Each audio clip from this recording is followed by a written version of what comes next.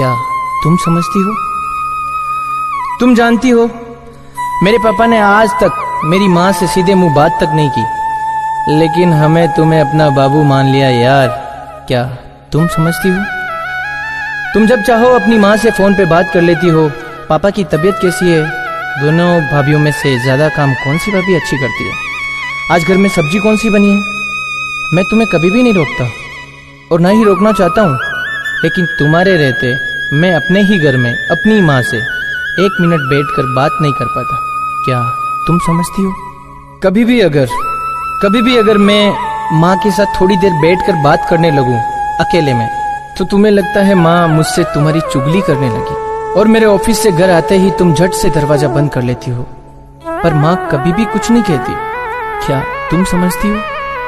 पापा ने जमीन खरीदी, दुकान खरीदी, ये घर बनवाया, कभी आज तक माँ से पूछा नहीं, सिर्फ बताया। कभी सलाह मशवरा तक नहीं किया। लेकिन मैं साला 250 की टी शर्ट भी खरीदता हूँ ना, तो तुमसे 300 बार परमिशन लेता हूँ। बाबू कलर ठीक है ना? प्रिंट तो ठीक है ना? लूं कि नहीं लूं? क्या तुम समझती हो? जब कभी मुझे ऑफिस से घर आने में देर हो जाती है ना, तो तुम मुझे फोन पर मैसेज कर देती हो कि जाना सुनो, मैंने खाना खाकर फ्रिज में रख दिया है, तुम प्लीज निकाल कर खा लेना, क्योंकि मुझे बहुत नींद आ रही है। लेकिन माँ तब तक नहीं सोती जब तक मैं खाना खाकर यहाँ सोने नहीं आ जाता। अपने बेटे के लिए माँ के इस प्यार को क्या तुम समझती हो? गुप्ता आंटी माँ की इकलौती सहेली है। कभी किसी एक दिन शाम को आकर माँ के पास थोड़ी बैठकर हंसी मजाक सी करने लग जाए, तो उसी वक्त तुम्हें फुल वॉल्यूम में गाना सुनने का मन करता है। लेकिन जब कभी तुम देर तक सोती रहती हो ना, सुबह माँ अपनी कृष्ण जी की आरती भी धीमी आवाज में चलाती है, ये ध्यान रखते हुए कि कहीं तुम्हारी नींद ना टूट जाए। क्या तुम समझती हो? हाँ, तुम पत्नी हो मेरी, हमने 7 फेरे लिए हैं। जीवन के हर पड़ाव, हर परिस्थिति में तुम्हारा साथ देने की कसम खाई है मैंने। तुम्हारा पूरा हक बनता है मुझ पर, लेकिन जिस माँ ने मुझे 9 महीने अपनी कोख में रखा, उस माँ का हक क्या तुम समझती हो? तुम्हारे लिए तुम्हारा घर, तुम्हारे माँ बाप, भाई, बच्चा, पति, इन सब लोगों को अपना परिवार मानती हो। यही सब तुम्हारे रिश्ते हैं। और मेरा घर और मेरे माँ बाप, ये रिश्ते क्या है?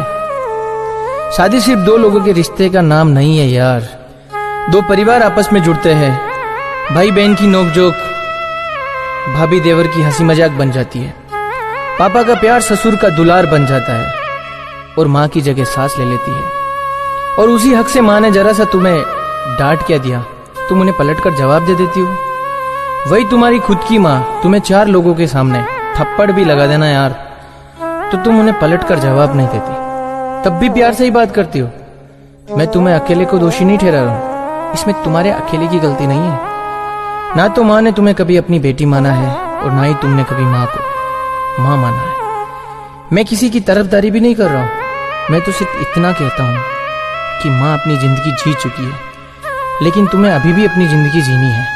तो क्या हुआ यार, अगर माँ थोड़ी जबान की खड़ी है, अगर तुम भी वही गलती करोगी जो माँ करती है, तो माँ के 8वीं फेल होने में और तुम्हारी मास्टर की डिग्री में क्या फर्क रह जाता है?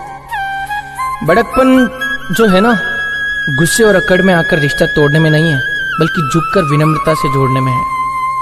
अगर आज भी तुम्हें मेरी बात समझ में नहीं आ रही है ना, तो तब याद आएगी जब तुम्हारी बहू तुम्हारे साथ बिल्कुल ऐसा ही करेगी, और तुम्हारा बेटा तुम्हें सामने खड़ा होकर तुम्हारी बहू से सिर्फ एक ही सवाल पूछेगा, क्या तुम समझती हो?